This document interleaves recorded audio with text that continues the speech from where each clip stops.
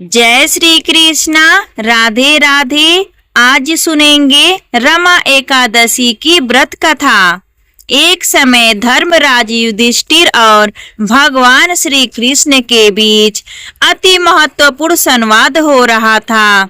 महाराज युधिष्ठिर बोले, हे मधुसूदन, कार्तिक कृष्ण एकादशी के महत्व के बारे में आप मुझे बताइए।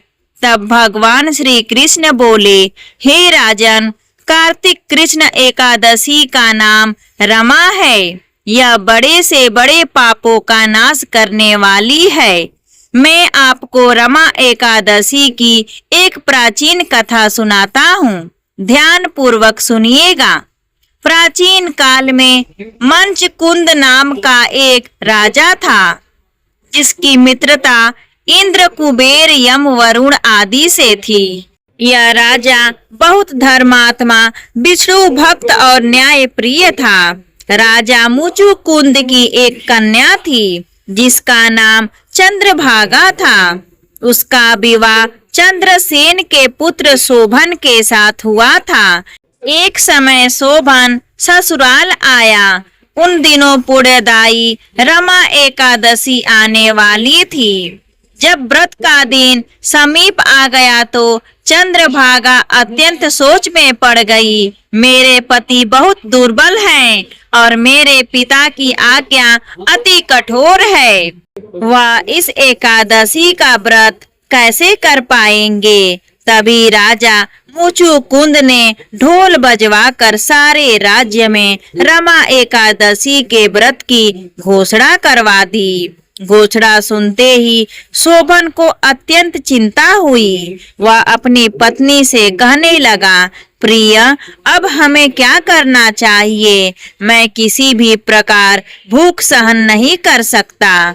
यदि मैं भूखा रहा तो मेरे प्राण निकल जाएंगे। यह सुनकर चंद्रभागा बोली, स्वामी, मेरे पिता के राज्य में एकादशी के दिन कोई भी भोजन नहीं करता है।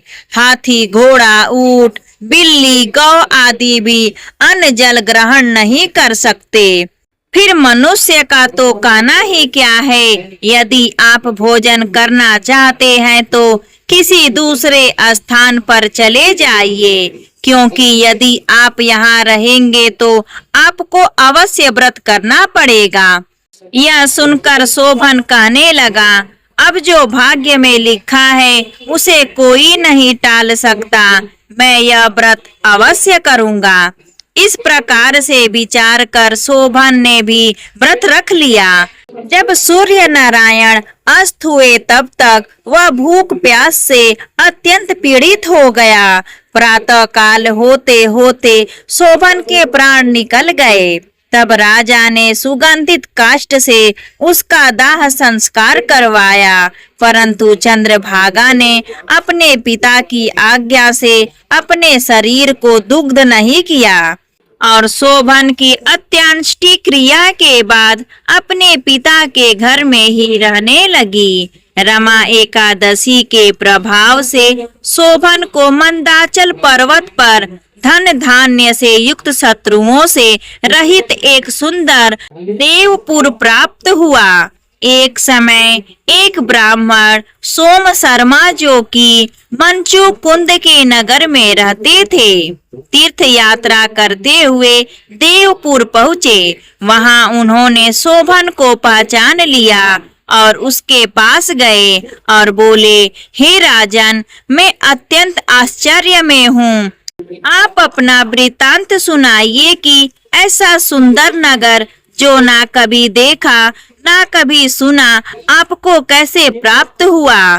तब शोभन बोले कि कार्तिक कृष्ण पक्ष की रमा एकादशी का व्रत करने से मुझे यह नगर प्राप्त हुआ है, परंतु यह अस्थिर है। तब ब्राह्मण ने पूछा, हे राजन, यह स्थिर क्यों नहीं है और कैसे स्थिर हो सकता है?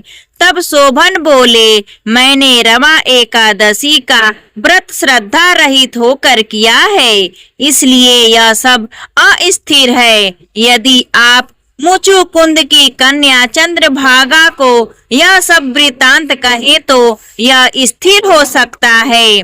ऐसा सुनकर वह श्रेष्ठ ब्राह्मण अपने नगर लौट आए और आकर चंद्रभागा को उन्होंने सारा वृतांत कह सुनाया। ब्राह्मण के वचन सुनकर चंद्रभागा बड़ी प्रसन्नता से ब्राह्मण से कहने लगी, हे ब्राह्मण, यह सब बातें आपने प्रत्यक्ष देखी है या स्वप्न की बातें कर रहे हैं? ब्राह्मण कहने लगे, हे पुत्री, मैंने तुम्हारे पति को प्रत्यक्ष देखा है, साथ ही साथ उनका अविस्मरणीय नगर भी देखा है। चंद्रभागा कहने लगी, हे विप्र, आप मुझे वहां ले चलें। मुझे पति देव के दर्शन की तीव्र लालसा है। मैं अपने किए हुए पुण्य से उस नगर को स्थिर बना दूंगी। आप ऐसा कीजिए, क्योंकि वियोगी को मिला देना महापुण्य है। शोभ शर्मा यह बात सुनकर चंद्रभागा को लेकर मंदराचल पर्वत के समीप वामदेव ऋषि के आश्रम पर गए। वामदेव जी ने सारी बात सुनकर वेद मंत्रों के उच्चारण से चंद्रभागा का अभिषेक कर दिया। तब ऋषि के मंत्र के प्रभाव और एकादशी के व्रत से चंद्रभागा का शरीर दिव्य हो गया और वह दिव्य गति को प्राप्त हुई। इसके बाद बड़ी प्रसन्नता के साथ अपने पति के निकट गई। अपनी प्रिय पत्नी को देखकर शोभन बहुत प्रसन्न हुआ और उसे बुलाकर अपनी बाईं तरफ बिठा लिया। चंद्रभागा कहने लगी, हे प्राणनाथ, आप मेरे पुण्य को ग्रहण कीजिए। अपने पिता के घर जब मैं 8 वर्ष की थी, तब से विधि पूर्वक एकादशी के व्रत को श्रद्धा पूर्वक करती आ रही हूँ। इस पुण्य के प्रताप से आपका यह नगर स्थिर हो जाएगा तथा समस्त कार्यों में युक्त होकर प्रलय के अंत तक रहेगा। इस प्रकार चंद्रभागा अपने उस राज्य में आनंद पूर्वक अपने पति के साथ रहने लगी। कथा का समापन करते हुए भगवान श्री कृष्ण बोले, हे युधिष्ठिर महाराज, जो व्यक्ति रमा एकादशी की व्रत कथा का श्रवण करता है वह सभी पाप कर्मों से मुक्त होता है और उसे भगवान श्री हरि के परम धाम वैकुंठ की प्राप्ति होती है।